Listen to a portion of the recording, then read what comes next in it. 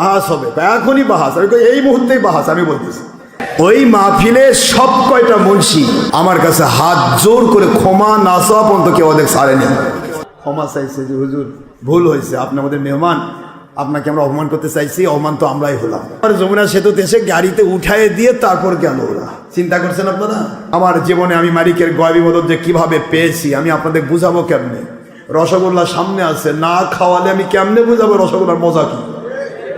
কথা ঠিক না? ঠিক বলুন। আমার জীবনটা আমার মালিকের গয়বী মদদে ভরা। সারা জগৎ একদিকে হয়, আমার মালিক আমার দিকে। দেখেন পুরা জগতে কি চলছে। একবার টাঙ্গাইলে ভুয়াপুরে এক মাহফিলে গেলাম, খারেজি মাদ্রাসার মাহফিল। জানি না আমি কে ডেট নিছে, মাহফিলে গিয়ে যাই পুরা খারেজি, মাদ্রাসাও খারেজি, মুন্সিও খারেজি, প্রধান বক্তা খারে, মানে দ্বিতীয় বক্তা খারেজি, সভাপতি খারেজি, সব খারেজি দিয়ে সাজাইছে পুরা মাহফিল। আমার বগুড়া জাইন মাদ্রাসার মুন্সির বাড়ি ওখানে ছিল, ওই সবুর নামে কবুর। এই মুন্সি ওখানে দ্বীপ দিয়েছে, আমরা বগুড়ার তো পারতেছি না, আসার সেদিকের সাথে অনেক আগেকার কথা, সেই ভাইপানা মাদার থাকতে আমরা তো পারতেছি না, তোমরা একটু ওখানে ধরো। মাহফিল দিয়েছে, মোবাইলে তখন মাহফিল দিতাম, মাহফিলে গিয়েছে সব ওরা। তো আমাকে তুলে দিল রাত 12টার পর, মানে আমাকে রাত 12টার পর সব মাহফিল মানে কালেকশন করতেছে, কয়েক পশলা দ্বিতীয় বক্তা কালেকশন করতেছে, ওই আমাকে বানাচ্ছে প্রধান অতিথি, ওরা প্রধান বক্তা, সব কালেকশন টালেকশন করে মানুষজন বিদায়।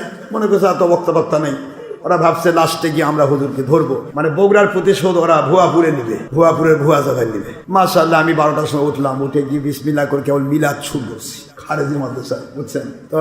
আমি শুরু করলাম মিলাদ কিয়াম দিয়ে, আমার ইয়াদে যেই মাত্র আমার মালিকের দয়ায় আমি কোরআন শরীফের তেলাওয়াতে টান দিছি, যেগুলা মানুষ গেছলো ওর সাথে বেশি মানুষ হয়ে বসছে।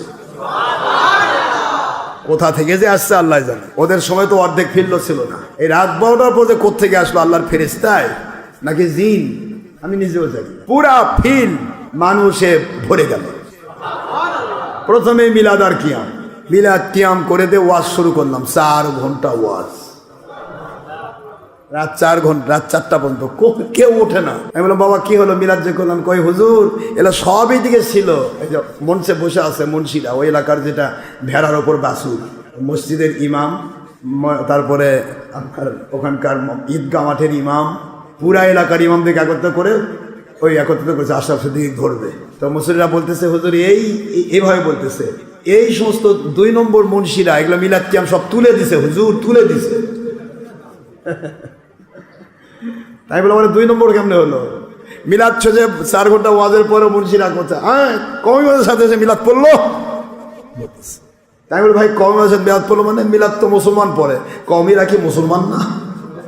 মিলাদ তো আমরা সারা জীবন থেকে আসছি, মুসলমানদের বাড়িতে মিলাদ হয় নাকি হিন্দুর বাড়িতে মিলাদ হয়? কথা বলছেন না কেন? হিন্দু বাড়িতে মিলাদ হয় না, মুসলমান বাড়িতে মিলাদ হয়, তো আপনারা কি মুসলমান না নাকি? কওমি ওয়াজের মিলাদ পড়া হবে না মানে? এরপরে দলিল দেওয়া শুরু করলাম এক সেটা ওদের কেতাব থেকে, দলিল পায়া করছে যে বাহাস হবে, এখনই বাহাস, এই মুহূর্তেই বাহাস। আমি বলতেছি ওরা বলা শুরু করলো আমরা কি পারবো, তাই বড় বড় হুজুর নিয়ে আসা লাগবে, টিট করা লাগবে, দিদি সাহেব অনুতে লাগবে, বা ছেলেরা গেল খেপে, সবাই ওদের কয়েকজন ঘিরে ফেলছে। মাদ্রাসা ওদের, ইমামও ওখানকারই, মসজিদের ইমাম এবং ঈদগাহ মাঠের ইমাম, মাদ্রাসা ওদেরই, সব মুন্সিক পুরা এলাকাবাসী ঘেরাও করছে, ঘেরা করে করছে যে হুজুর ওরা সারা জীবন বলে যেগুলো দলিল নেয় সব বেদাত আর শিরক, এখন বলতেছে এগুলাকে আমরা পারবো, ওদের পারতেই হবে, কেন পারবে না? ওই মাহফিলে সব কয়টা মুন্সি আমার কাছে হাত জোর করে ক্ষমা না চাওয়া পর্যন্ত কেউ ওদের ছাড়েনি। ক্ষমা চাইছে যে হুজুর ভুল হয়েছে, আপনি আমাদের মেহমান, আপনাকে আমরা অপমান করতে চাইছি, অপমান তো আমরাই হলাম। আমি বললাম বাবা অপমান তো না, আমার মালিক যদি আমাকে অপমান না করে তোমরা কেমনে করবা? আলহামদুলিল্লাহ হয়তো ওরা টাকা, যেহেতু কমি মাদ্রাসার টাকাটুকু হয়তো দিত না, ছেলেপেলেরা সব, আমি কিন্তু ওখানকার একটাও ভক্ত নেই, আমার কথা শুনে মুহূর্তের মধ্যে সব ভক্ত। সবাই বলে হুজুর এরা তো এইভাবে করছে, এটা ভণ্ড, এরা তো আপনাকে টাকা দিবে না। টাকা দিবে আপনাকে, আমরা যমুনা সেতু তুলে দিয়ে আসবো, তারপর আমরা বাড়িতে যাবো। চিন্তা করছেন? সেই সময়ে ভাই প্রমাদা থাকতে 30,000 টাকা ওদের নিল, নিয়ে আমার পকেটে তুলে দিয়ে বলছে হুজুর চলেন আপনাকে রেখে আসি, কারণ আপনাকে রেখে আমরা যাবো না, কারণ এরা তো খারাপ মানুষ, ভালো মানুষ না।